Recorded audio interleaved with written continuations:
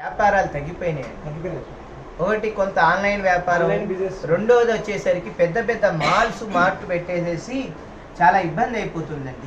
చిరు వ్యాపారస్తులు కూడా దెబ్బతింటున్నారు.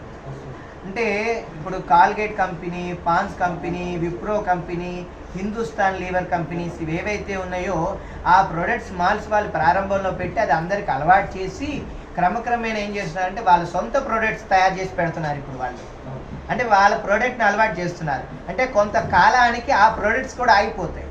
ఎప్పుడైతే ఈ పెద్ద పెద్ద విప్రో వాళ్ళు, హిందుస్థాన్ వాళ్ళు, వీళ్ళందరూ బ్రిటానియా వాళ్ళు, క్యాడ్బరీస్ వాళ్ళు వాళ్ళకి సపోర్ట్ చేస్తే మన చిన్న వ్యాపారస్తులు మన వాళ్ళకి చేయకపోతే రేపు మనం కూడా కొంటాం మానేయటం అవుతుంది.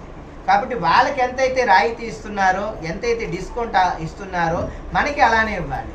మాల్ వాళ్ళు డొనేషన్స్ ఇస్తారా? ఇవ్వరు. అవునా? క్యారీ బ్యాగ్ కూడా డబ్బులు తీసుకుంటారు. మన చిల్లర కొట్టే శెట్టి గారిని అడిగితే ఇస్తారు. వినాయకుడిని పెట్టా అంటే డబ్బులు ఇస్తారు. అన్నదానం చేస్తుంటే ఇస్తారు చంద. అవునా కాదా? ఒక కిరాణా షాప్కి వెళ్ళి చింతపండు, పంచదార, కందిపప్పు, కారం 4 రకాల ఐటమ్స్ తీసుకున్నాం. అలా వస్తూ నిమ్మకాయలు కనిపిస్తే నిమ్మకాయలు కొన్నాం, తమలపాకులు కనిపిస్తే తమలపాకులు, పూలు కనిపిస్తే పూలు, కొత్తిమీర కట్ట 10 రూపాయలని అమ్ముతున్నారు, 5 రూపాయలని అమ్ముతున్నారు. మనకు అవసరం లేదు కానీ తాజాగా ఉన్నాయని కొన్నాం.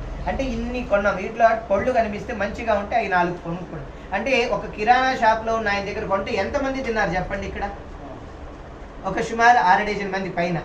ఒక పినీస్ కావాలన్నా పినీస్కి వెళ్తే అక్కడికి వెళ్తే ఒక పినీస్ మలుతాడు, ఏదో ఒకటి బొట్టు పిల్లడి తాడు, వాళ్ళు కుంకుమ ఏదో తిలకం అంటే తిలకం కొనుక్కొస్తారు. ఎన్ని షాపు వాళ్ళు బాగుపడుతున్నారండి?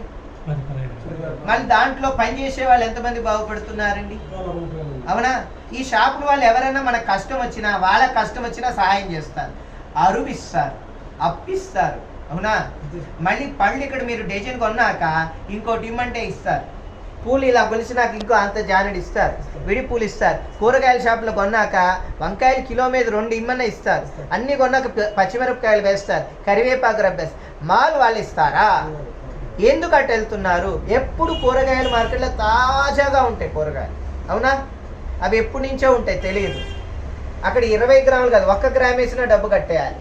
ఇక్కడ 20 కాదు, 10 గ్రాములు, 20 గ్రాములు, 50 గ్రాములు ఎగస్ట్రా ఉన్నా కూడా తీసుకెళ్ళండి సేటు గారు, ఎప్పుడు వచ్చేవాళ్ళు కానివ్వండి మీదేమిటి. వాళ్ళు కూడా అనిపిస్తారే మనకి. అవునా? ఈ మధ్యలో దాహంగా ఉంటే అంత మజ్జిగో ఏదో సోడానో ఏదో సుగంధో తాగుతారు. వాళ్ళు బతుకుతున్నారుగా. అవునా?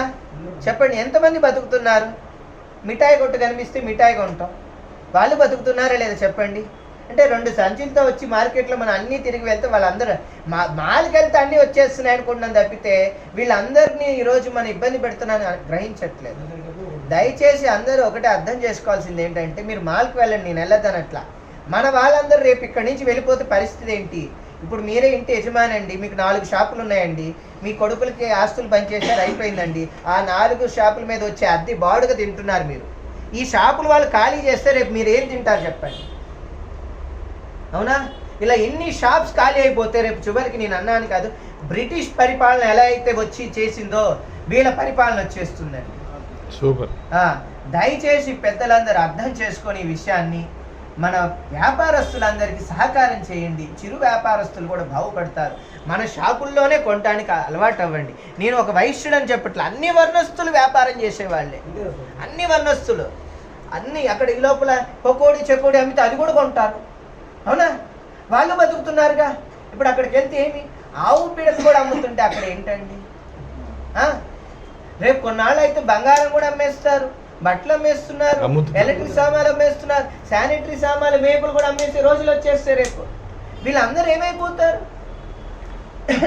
మేము ఎన్ని పూజలు చేసినా, ఎన్ని యజ్ఞాలు చేసినా, ఎన్ని ప్రవచనాలు చెప్పినా, మమ్మల్ని తీసుకెళ్ళి మీరు ఏ కార్యక్రమాలు చేస్తున్నా మీరు ఉండబట్టే మేము అన్నీ చేస్తున్నాం.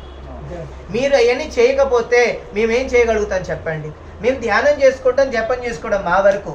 అందరికీ పంచగలమా? పంచలేము.